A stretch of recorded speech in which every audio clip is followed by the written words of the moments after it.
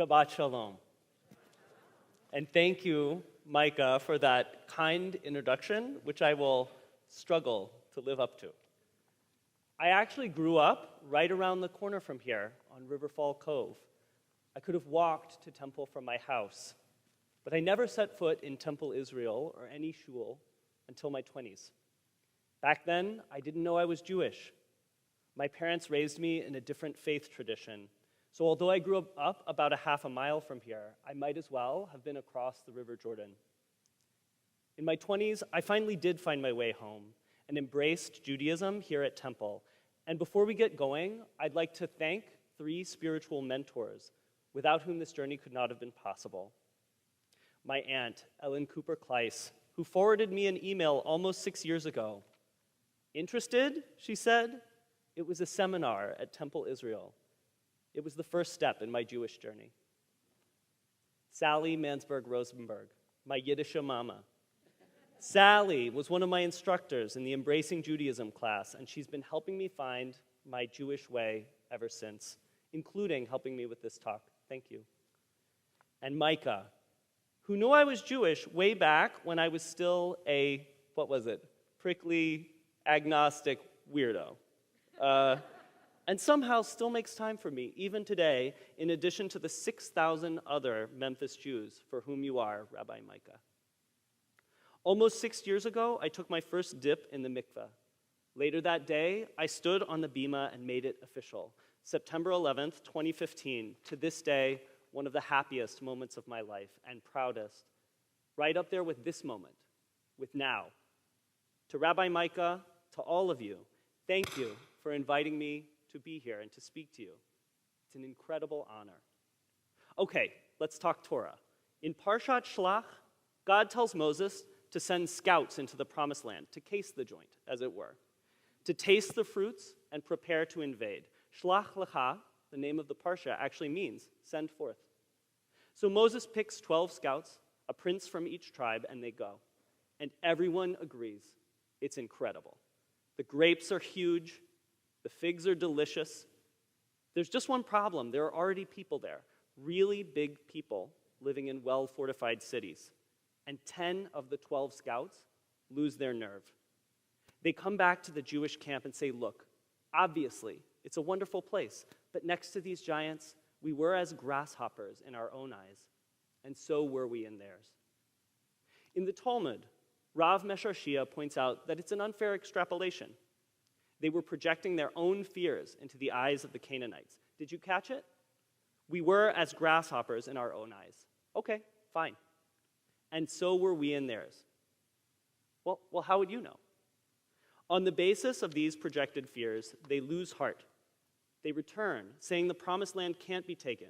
They say it would be better if they had never left slavery in Egypt. And that makes me sad every time I read it. Their ostensible reason was that they weren't strong enough, but Rabbi Hanina Bar Papa points to a different reason. They had lost their faith in God to deliver what he had promised. The rabbi notes that a single vowel separates mimenu, stronger than we are, from mimeno, stronger than he is. As a result, the Jews are condemned to wander in the wilderness for a generation until everyone who wasn't ready to go into the promised land has died. Then, and only then, do their children enter. Tonight is Pride Shabbat, and as a proud gay man, I identify with this parsha. So I thought I'd share a bit of my own story. It's the first time I've spoken publicly about it. The first time I remember feeling different was on a Sunday night, when I was 7 or 8 years old. Sunday nights, the whole family would pile into my parents' bed, the big bed, we called it, and have cozy, low-key time together.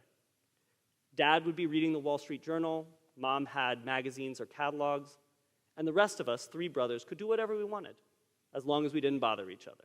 Play with action figures, read our own books, watching TV. On this particular Sunday, I had somehow got hold of the remote, which was a big deal.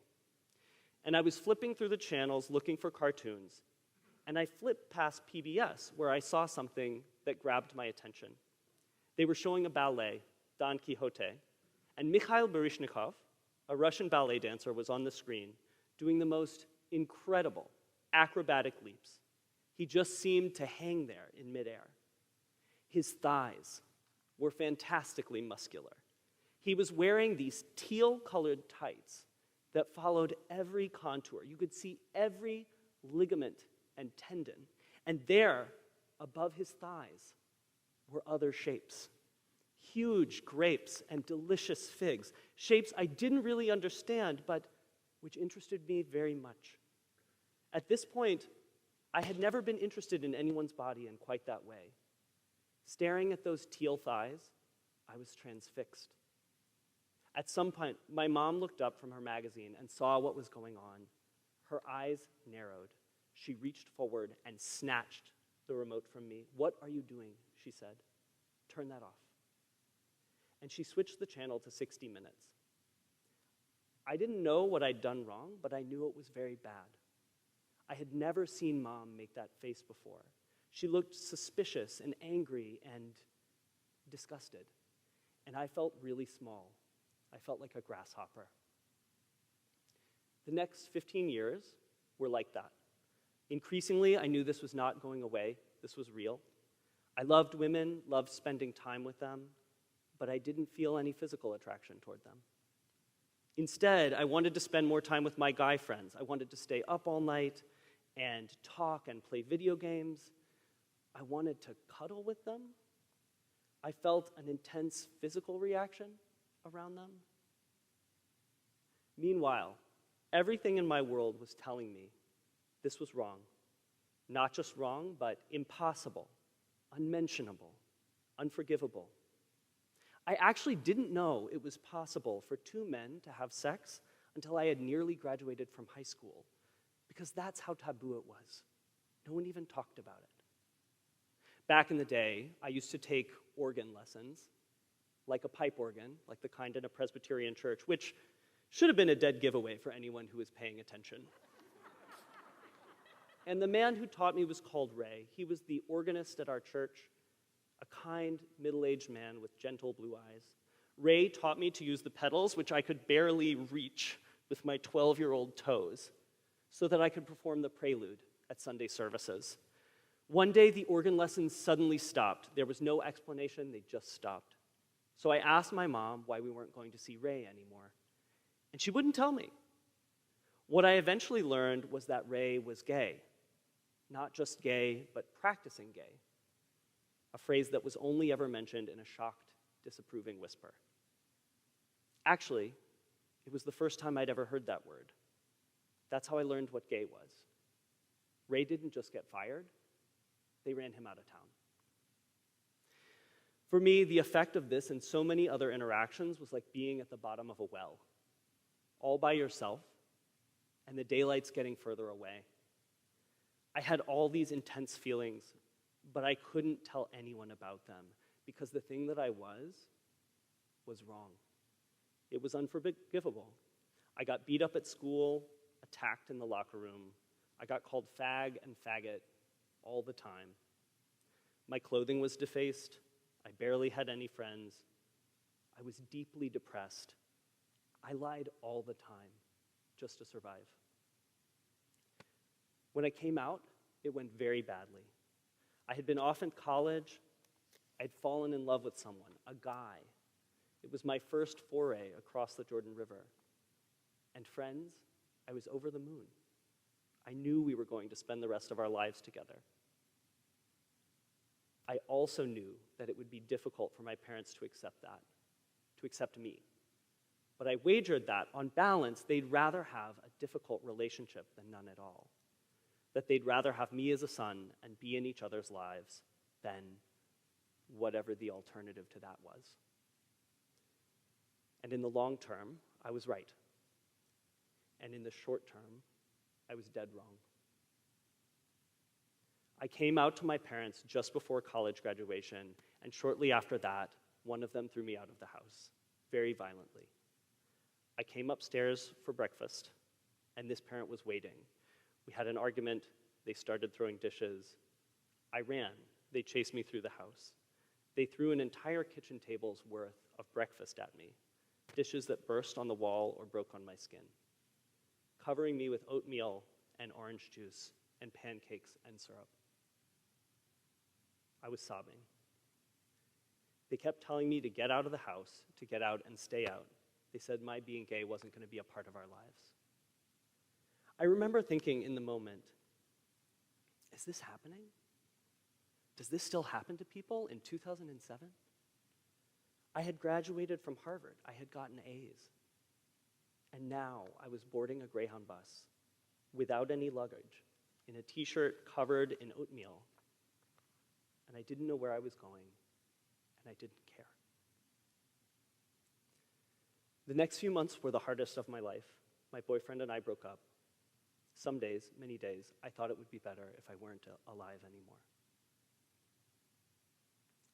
Eventually, I landed in Portland where I started rebuilding my life from scratch.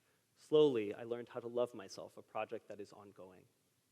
I didn't speak to one parent for 3.5 years. For the other, it was 5 years. I am telling this story not to blame or incriminate anyone.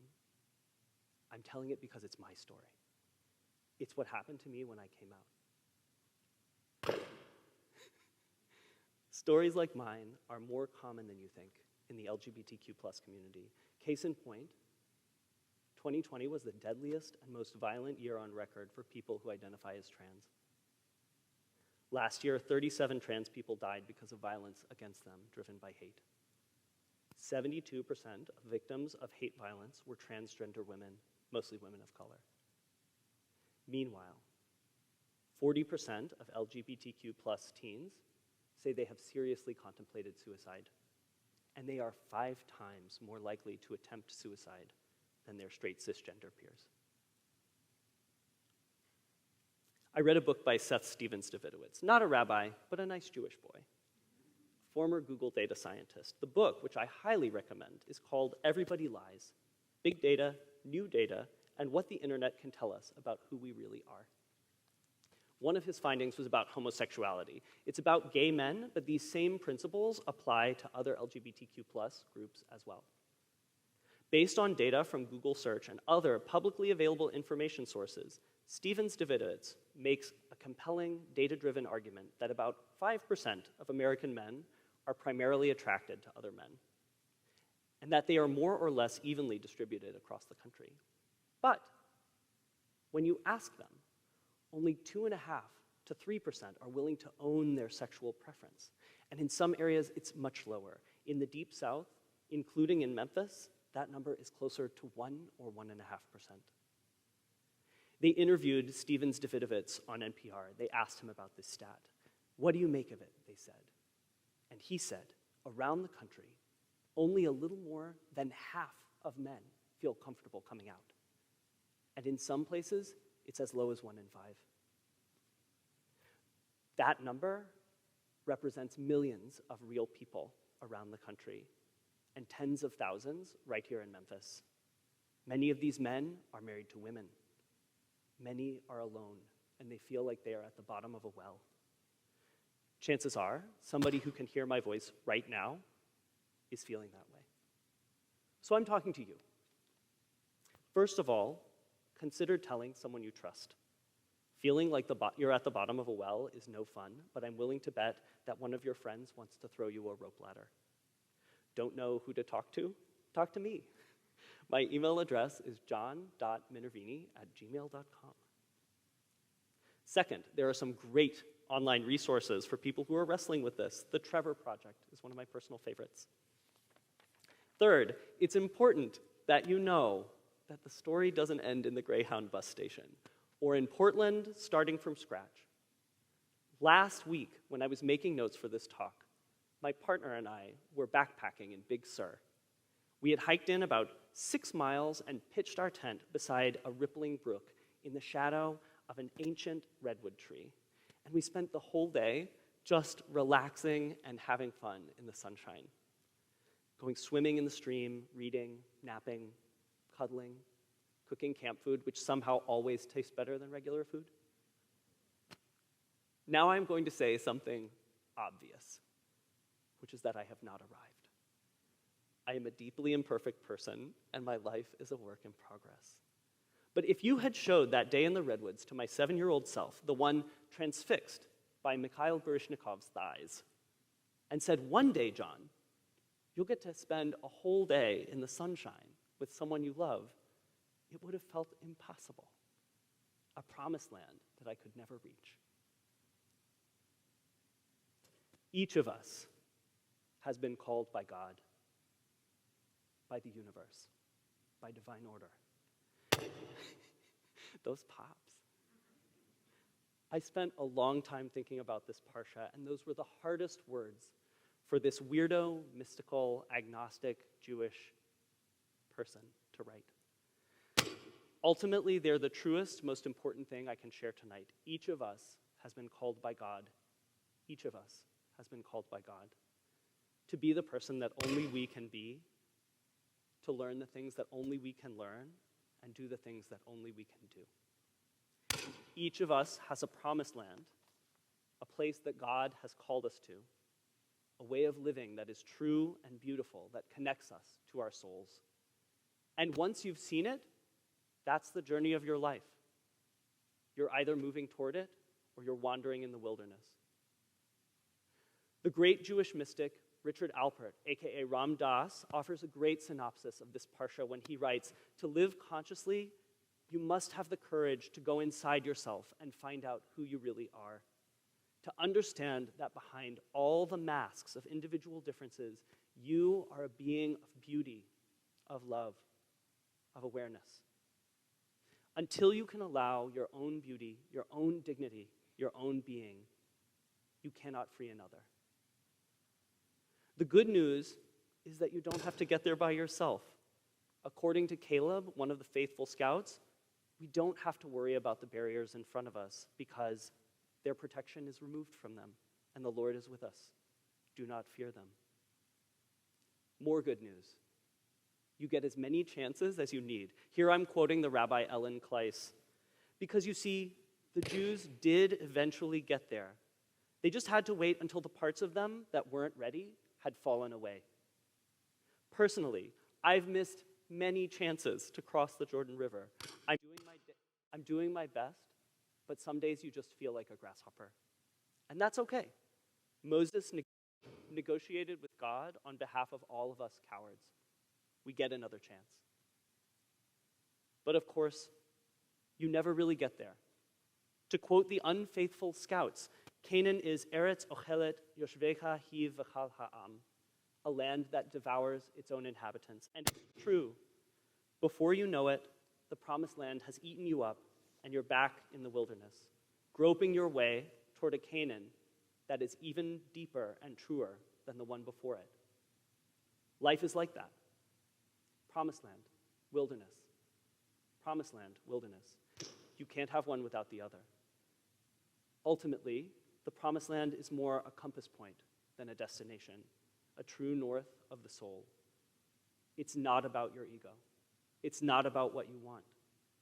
It's about the path that God and the universe have called you to.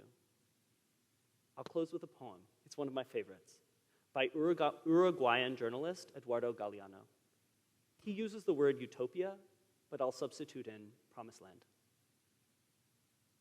The promised land is on the horizon. I move 2 steps closer, it moves 2 steps further away. I walk another 10 steps, and the horizon runs 10 steps further away. As much as I may walk, I'll never reach it. So what's the point of the promised land?